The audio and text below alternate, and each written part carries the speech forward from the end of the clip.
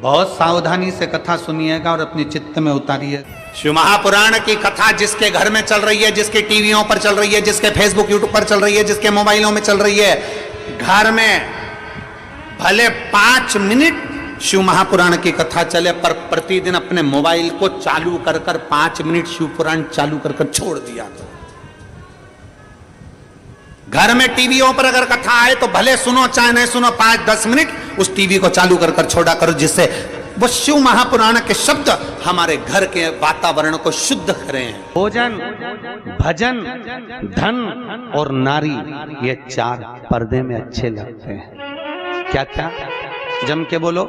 भोजन, भजन, धन और नारी, ये 4 पर्दे में अच्छे लगते हैं। भोजन करो तो पर्दे में बैठ कर करो, भोजन बनाओ तो पर्दे में बनाओ, और धन भी रखना है तो पर्दे में रखिए, तिजोरी में रखिए। और भजन करना है तो गौमुखी माला भी अपने गौमुखी के अंतर्गत होना चाहिए, भजन भी पर्दे में हो। और नारी भी जरा सा भोजन। वो दुर्योधन ने कहा शकुनी मामा से, मामा मेरे इतने भाई मर रहे हैं और 5 पांडव नहीं मर रहे, अगर इनको मारना चाहे तो भीष्म पितामह 2 क्षण में मार दे। आखिर ये भीष्म पितामह को क्रोध क्यों नहीं आ रहा, इनको गुस्सा क्यों नहीं आ रहा? तो कहा इनको गुस्सा ना आने का कारण केवल इतना है क्योंकि भीष्म पितामह जब भोजन करने जाते हैं तो भोजन जो भीष्म पितामह करते हैं वो पर्दे में करते हैं। अगर भीष्म पितामह के भोजन पर चंडाल की दृष्टि पड़ जाए तो भीष्म पितामह को क्रोध आ जाए। तो मामा ये बताओ कि उस भीष्म पितामह के भोजन पर चंडाल की दृष्टि पड़ना है तो भीष्म पितामह तो एकांत में भोजन करते हैं, पर्दे में भोजन करते हैं, फिर मैं चंडाल कैसे भेजूं? इतने में शकुनी मामा ने कहा भांजे तू चंडाल से कम है क्या? तेरी दृष्टि दे, तो तेरी दृष्टि दे।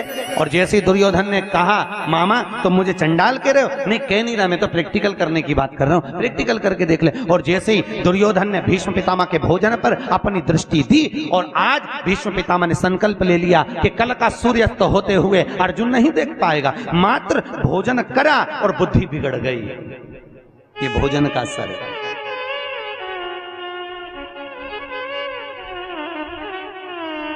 शादी में, पार्टी में पति और पत्नी जब शादी में, विवाह में जाते हैं तो या तो उन दोनों का झगड़ा जाते समय होता है या फिर आते समय होता है। जरूर होता है, पक्का है, बिल्कुल निश्चित।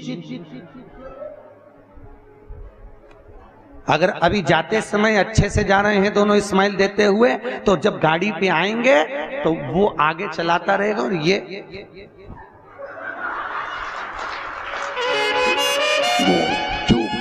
बोले आवाज तक कुछ आवाज वो बोलेगा, अरे बोल तो हुआ क्या? बस तुमसे बोल दिया ना, चुपचाप चलो।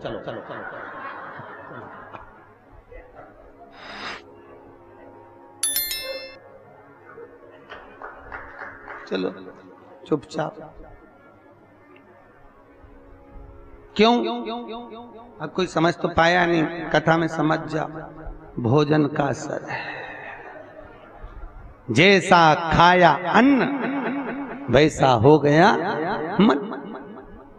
हमारे अग्रवाल जी द्वारा रोज कथा के बाद में प्रतिदिन शाम को भंडारा प्रसादी रखी जाती है। क्यों? क्योंकि जो भोजन बन रहा है उसमें यहाँ की कथा का पूरा प्रेशर पड़ रहा है और वो अन्न शुद्ध होता जाता है। तो जितना खाकर जाएंगे, घर जाकर भी रात में भी सपने में शंकर जी नजर आएंगे, सपने में भी भोलेनाथ दिखेगा। और शादी पार्टी में से भोजन कर कर आओगे, अब रेंदो कथा पे चले, तो सपने में भी कुछ नहीं दिखा। भोजन का जैसा खाया अन्न वैसा हो गया मन। भोजन का बड़ा असर पड़ता। जैसा पिया पानी वैसी हो गई पानी, और जैसा पिया दूध वैसा बन गया बुद्धि। बुद्धि गाय से बनती है? दूध से। गौ माता का दूध पियोगे तो गाय जैसे निर्मल हो जाओगे, थैली का पियोगे तो थैली, डब्बा पियोगे तो डब्बा। तो तुम जैसा दुग्ध का पान कर रहे हो वैसी अपनी प्रवृत्ति बन रही है। भीष्म गीता के अंतर्गत भीष्म पितामह ने बाणों की सैया पर पड़े रहकर अर्जुन को ज्ञान उपदेश दिया। अर्जुन, 4 तरह का भोजन बेकार होता है। अर्जुन ने पूछा, महाराज कौन कौन सा पितामह? पितामह ने कहा 4 तरह का भोजन बेकार है। पहला, अर्जुन, जिस भोजन की थाली को कोई लांग कर चले जाए वो नाली में पड़े हुए कीचड़ के बराबर है। दूसरे नंबर का भोजन, जिस भोजन की थाली में ठोकर लग गई वो कीचड़ के बराबर है। और तीसरे नंबर का भोजन, जिस भोजन की थाली में केश पड़ा हो, बाल पड़ा हो, वह दरिद्रता प्रदान करने वाला होता है। और चौथे नंबर का भोजन, अर्जुन सुन, पति और पत्नी अगर एक ही थाली में साथ बैठकर भोजन कर रहे हो तो वो मदिरा के बराबर होता है, मदिरा के तुल्य है। और अर्जुन, पति के जीवने के बाद अगर पत्नी उसी थाली में भोजन करती है तो वो चारों तीर्थों के मंदिर के प्रसाद से बड़ा महाप्रसाद बन जाता है। उस प्रसाद को वो ग्रहण करे। अब तुम्हें सास कितना समझाती है, बेटा साथ में बैठ के मत खाओ, पर तुम्हें बुरा लगता है। तुम्हें लगता है बताओ ये तो हमारा भला ही नहीं चाहती है, हमारा बुरा चाहता है। भैया वो क्यों कह रही है, उसको मालूम है कि ये भोजन श्रेष्ठ नहीं होगा। हाँ, अगर दोनों को साथ बैठ के खाना है तो 2 थाली लगाओ, एक साथ बैठो, एक साथ खाओ, मना नहीं है। पर भोजन की एक थाली में दोनों को भोजन नहीं करना चाहिए।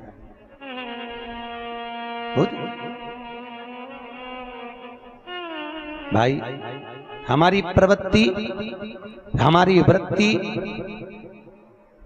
हमारा सुख, हमारा मन भजन, भोजन, धन और नारी पर्दे में श्रेष्ठ लगे, वो सुख है। भगवान शिव की कथा कह रही है। भगवान ब्रह्मदेव को कहा गया आप सृष्टि की रचना करो।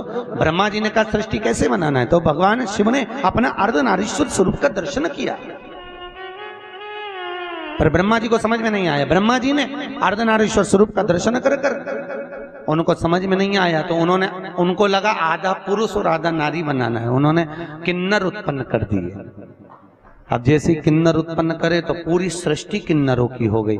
भगवान शंकर ने आकर देखा तो शिव जी बोले ये क्या बना दिया ब्रह्मा जी? ब्रह्मा जी बोले आप ही ने तो बोला था कि आधा पुरुष आधा नारी बनाओ। अरे भगवान शंकर बोले मैंने तुमसे कहा था पुरुष और नारी बनाओ, तुमने दोनों को भेला करके बना दिया, इकट्ठा। अलग अलग बनाइए, अलग अलग निर्माण करिए। तब ब्रह्मा जी ने अपनी जंघा से मनु शत्रुपा को उत्पन्न करा, अपने हृदय से दक्ष को उत्पन्न करा। मनु शत्रुपा को प्रकट कर कर उत्तान पात प्रियवत कन्या देवहूति प्रसूति आकुति प्रकट हुई। उसी में एक थी माता प्रसूति, क्या नाम है? माता।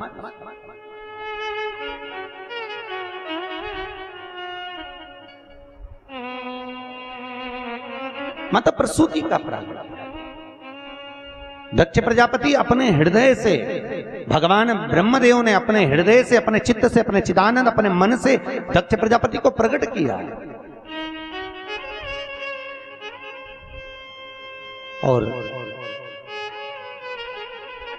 दक्ष प्रजापति जब भगवान माता प्रसूति के साथ में दक्ष प्रजापति का विवाह हुआ, दक्ष प्रजापति और प्रसूति दोनों का मंगल विवाह हुआ। समय आया, इनके गर्भ से, माता प्रसूति के गर्भ से जितनी जितनी संतान होती थी, माता प्रसूति के गर्भ से जितने बच्चे होते थे, सबको नारद जी महाराज ले जाकर सत्कर्म में लगा देते थे, भजन में लगा देते। अच्छा ईमानदारी से बोलो, आजकल की माताओं को बच्चे अगर कहीं सुंदरकांड के पाठ में जा रहे हैं, कहीं रामचरितमानस में जा रहे हैं, कहीं शिव महापुराण की कथा में जा रहे हैं, कहीं भजन में जा रहे हैं, तो माताओं को वो भी नहीं सुहाता।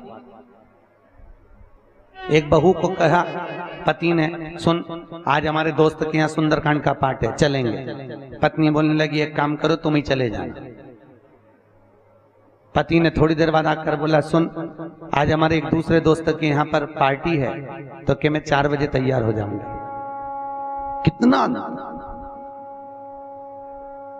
भैया, बोल मेरी जीवा हरी हरी 10-10 भोजन पान करे और राम नाम में मरी मरी। बोल मेरी जीवा हरि हरि। भजन चित्त था। शिव पुराण कहती है बहुत घंटों तक, 4 घंटे 5 घंटे 3 घंटे तक भगवान का सम्मुख बैठकर भजन करने की भी जरूरत नहीं है। यहां शिव पुराण कह रहे हैं क्या करना। शिव